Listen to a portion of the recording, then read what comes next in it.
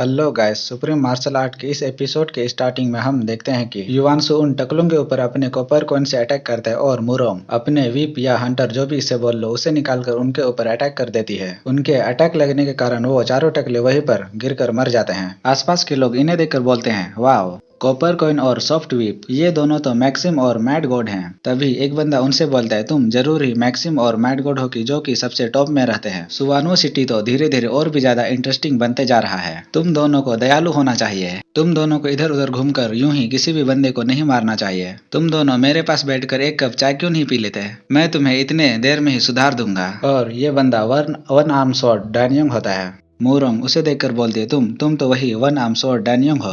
यहाँ से दफा हो जा तुम बेवकूफ। और बीनी उसे देखकर बोलता है, कितना बेकार बंदा है, किसे पता इसने कितने सारे आदमी को कुचल दिया है। इसके बाद युवांशु बोलता है, मुरोंग, मुझे लगा नहीं था कि तुम मैड गॉड हो, तुमने ये बात को मुझसे क्यों छुपाया? मुरोंग बोलते हैं, मैं बस तुमसे खेल रही थी, तुम कितने ज्यादा डम्ब हो। इसके शरीर में अभी एविल पर्सनालिटी का कब्जा होता है, इसलिए ऐसा बोल रही होती है। तभी युवांशु गुस्से में बोलता है, बस बहुत हुआ, तुम आखिर करना क्या चाहती हो? इसकी बात सुनकर मुरोंग बोलती है, मैं क्या चाहती हूँ? मैं तुम्हारे साथ अब और ज्यादा खेलने में इंटरेस्टेड नहीं हूँ, अभी के लिए तो। और युवांशु बहुत ज्यादा गुस्सा होता है। फिर वो वहाँ से जाते हुए बोलते हैं, वेल, अगर मैं किसी दिन मूड में हुई और वापस से मुरोंग बन गई तो मैं तुम्हें ढूंढकर वापस से तुम्हारे पास आऊंगी। युवांशु तभी उससे बोलता है, वहीं पर रुको, क्या तुम्हें वाकई लगता है कि मैं दोबारा से तुम्हारे ट्रिक में फंस जाऊंगा? और मुरोंग अपने मन में सोचती है, अगर यहाँ पर इतने सारे इलाइट्स नहीं होते और मुझे सुवानो ऑर्डर को पाने के लिए अपनी एनर्जी को भी बचाना होगा, अगर ऐसा कुछ मुझे करना नहीं होता तो मैं तो कब के इस मैक्सिम को मार चुकी होती।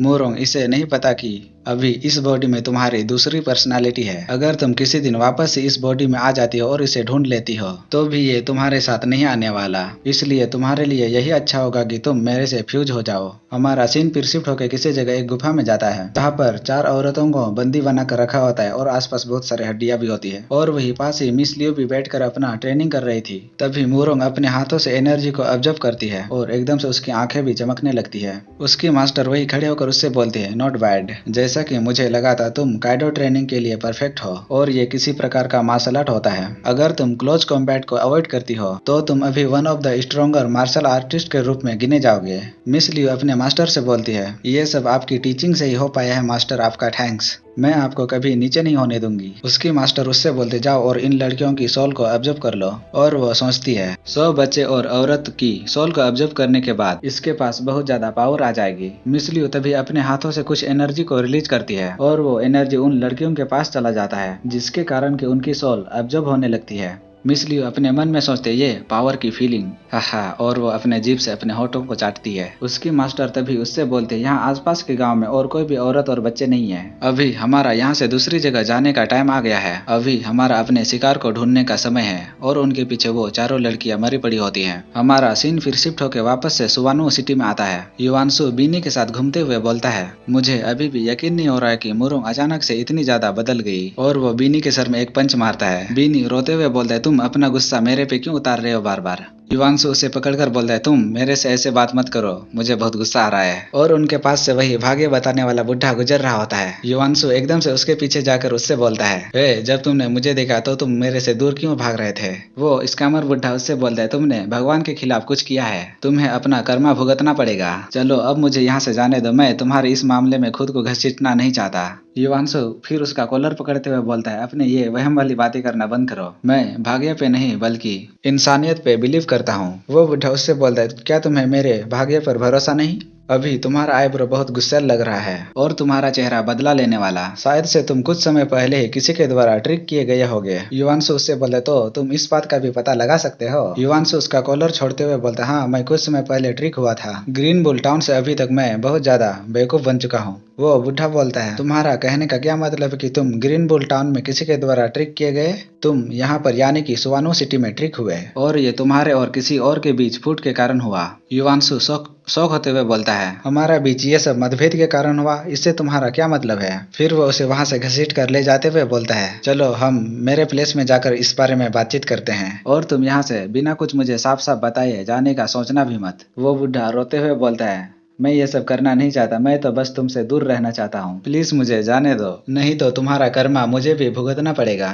एक बंदा उन्हें देखकर बोलते वाह ये तो वही स्कैमर मास्टर यांग है, वो यहाँ से जा रहा है। दूसरा बोलता सी क्या बकवास है, ये दोनों एक दूसरे को जानते हैं, अगर तुम इन्हें गुस्सा दिलाते तो वो कुत्ता तुम्हें तब तक काटता जब तक कि तुम मर नहीं जाते। नेक्स्ट सीन में वो दोनों युवांशु के रूम में बैठकर बातचीत करते हैं। युवांशु बड़ा ही शौक होते हुए बोलता है तुम्हारा कहने का ये मतलब है कि मुरोंग का दो पर्सनालिटी है और वो मैड गॉड उसका दूसरा पर्सनालिटी है। मास्टर यांग बोलता है हाँ तुमने सही कहा, इसका मतलब कि मैड गॉड ने उस समय जानबूझकर मुझसे वो सब कहा ताकि मैं मुरोंग से दूर रह सकूं। मास्टर यांग बोलता है हाँ तुमने बिल्कुल सही कहा, ये सब मैंने जैसा प्रेडिक्ट किया था वैसा ही हो रहा है, मुझे जितना पता था मैंने वो सब पहले ही तुम्हें बता दिया है और अभी मेरा यहाँ से जाने का समय हो चुका है, उम्मीद करता हूँ कि हम दोबारा नहीं मिलेंगे। युवांशु फिर अपना दांत पीसते हुए बोलता है अरे यार ये मैड गॉड, अब मैं भी 3 दिन बाद स्काई टावर में जाऊंगा और मुरोंग को सुबानू ऑर्डर पाने में हेल्प करूंगा और उस मेडिसिन को भी ढूंढूंगा जो कि 2 पर्सनालिटी को आपस में जोड़ने का हेल्प करता है। मास्टर यांग वहाँ से बाहर निकलकर बोलता है मैं इसको बेवकूफ बनाकर वहाँ से भागने में कामयाब हुआ, किस्मत से यार वो लड़की पहले भी मेरे से अपना भाग्य जानने के लिए आ चुकी है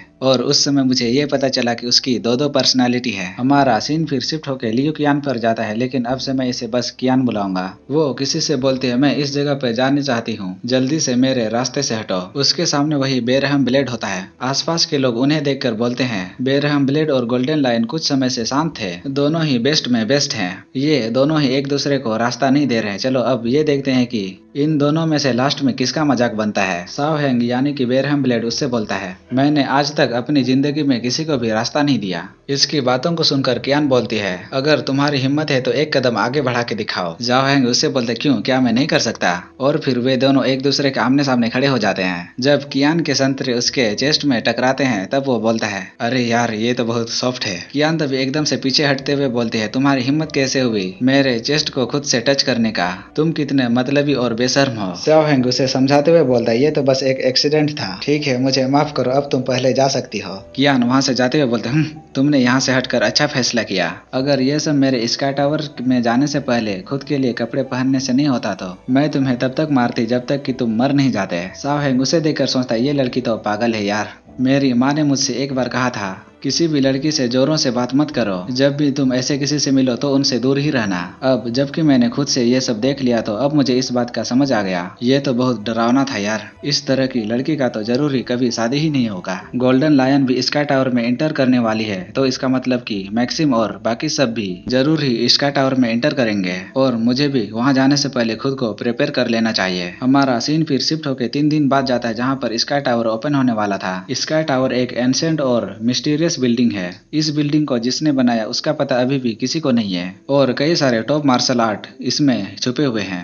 जब भी ये स्काई टावर ओपन होता है तो ऑटोमेटिकली ही दुनिया भर के सारे मार्शल आर्टिस्ट जमा होते हैं और इसके लिए एक दूसरे से फाइट करते हैं। बेरहम blade, master golden wheel, mad god, Maxim और पैलेस गार्ड जुओलिन। एक बंदा हंसते हुए बोलता है सारे के सारे पुराने दोस्त यहीं पर है और ये आदमी आयरन फिस्ट क्यू वान ली है। हमारा ये एपिसोड भी यहीं पे खत्म होता है, फिर मिलेंगे अगले वीडियो में, बाय बाय।